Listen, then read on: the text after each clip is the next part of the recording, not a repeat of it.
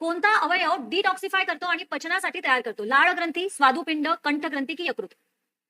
तर ज्याही मुलांनी आतापर्यंत अभ्यास लक्ष हे ऍप इन्स्टॉल केलेलं नसेल त्यांनी लवकरात लवकर अभ्यास लक्ष हे ऍप इन्स्टॉल करा. तर ड्रग्ज खूप मोठ्या प्रमाणात झाले तर मी तुम्हाला सांगितलं होतं की ते लघवी वाटे बाहेर पडतं. समजा युरिया जास्त झाला तर त्याला युरियाला किडनीकडे कोण पोहोचवतं? Liver. Bilirubin, biliverdin, drugs, vitamin जास्त झाले कोण बाहेर काढतं? लिव्हर. मग डिटॉक्सिफाय कोण करतं?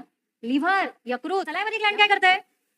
कार्बोहायड्रेटच्या पचनाला मदत करते. तिथे बाकी दुसरं काही पचन होत नाही. सलायवरी ग्लँड कुठला एन्झाईम सिक्रेट करते?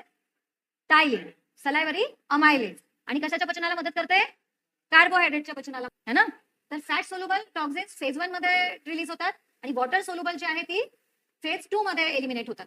ज्याच्यामध्ये वॉटर सोल्युबल मध्ये युरिन, बाईल आणि स्टूल म्हणजे मल